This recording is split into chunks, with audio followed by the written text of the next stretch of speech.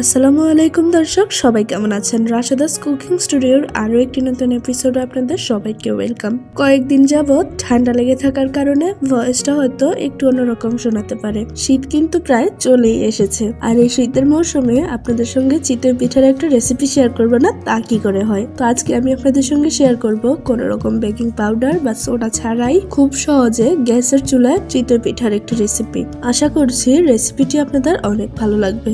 আর ভালো লাগলে কিন্তু আমাদের ইউটিউব চ্যানেলটি সাবস্ক্রাইব করতে ভুলবেন না। তো চলুন আর বেশি দেরি না করে রেসিপিটি দেখে নেওয়া যাক।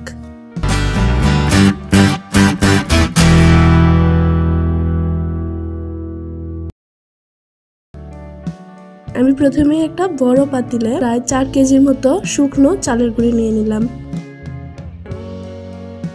এরপর আমি এখানে ডিরেক্ট রুম টেম্পারেচারে থাকা পানি দিয়ে দিচ্ছি। অনেকেই চিতই পিঠা তৈরি করতে কুসুম গরম পানি ব্যবহার করে থাকে।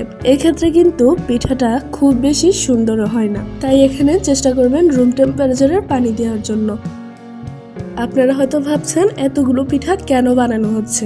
যেহেতু আপনাদেরকে আগেই বলেছিলাম যে আমরা দেশের বাইরে থাকি এবং আমাদের এখানে একটা খাবারের দোকান রয়েছে, তো এই পিঠাগুলো কিন্তু আমাদের এই দোকানেই বিক্রি করা হবে, আর এই জন্যই এতগুলো পিঠার প্রস্তুতি নেওয়া হচ্ছে। পিঠাটা ভালো হওয়ার জন্য সবচেয়ে বড় টিপসটা হলো পিঠার এই ব্যাটারটাকে হাতের সাহায্যে খুব ভালো মতো ফেটিয়ে নিতে হবে। যতটুক সম্ভব হাতের সাহায্যে পিঠার ব্যাটারটাকে ফেটিয়ে নিলে কিন্তু পিঠাটা অনেক সুন্দর হয়।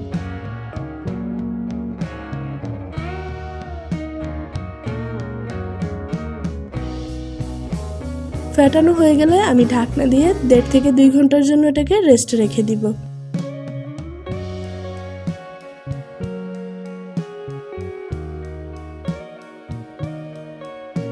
তো প্রায় 2 ঘন্টা পর আমি আবারও হাতের সাহায্যে পিঠার ব্যাটারটাকে খুব ভালো মতো ফেটিয়ে নিচ্ছি।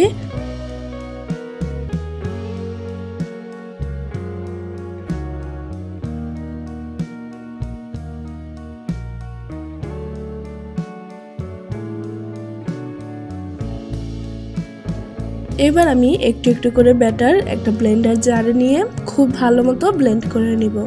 এতে করে কিন্তু ব্যাটারটা খুব ভালো মতো ফেটানো হয়ে যাবে।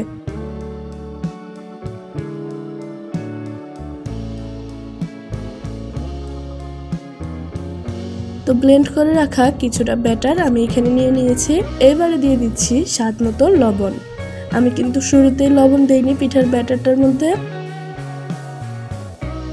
এ পর্যায়ে আমি স্বাদ মতো লবণ দিয়ে আবারও খুব ভালো মতো সবকিছু মিক্স করে নিব। এখন আমি অল্প অল্প করে কিন্তু কিছুটা পানিও দিয়ে দিচ্ছি। যেহেতু চিতই পিঠার ব্যাটারটা আরো পাতলা হবে, তাই আমি একটু একটু করে রুম টেম্পারেচারের আরো কিছুটা পানি দিয়ে দিচ্ছি।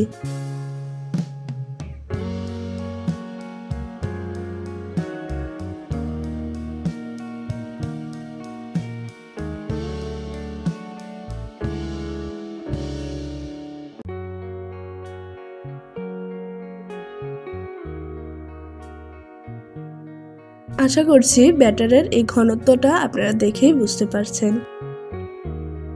তো আমি আগে থেকেই 2 চুলায় 2টা খোলা গরম করে নিয়েছি।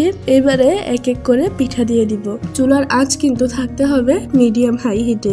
ঢাকনা দিয়ে অপেক্ষা করব 1.5 থেকে 2 মিনিটের জন্য।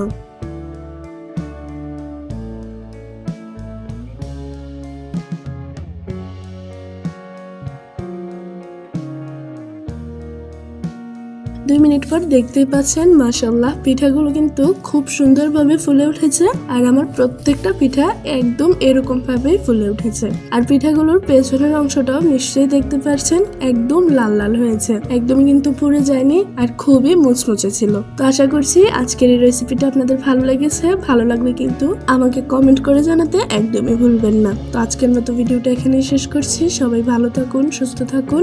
আল্লাহ হাফেজ।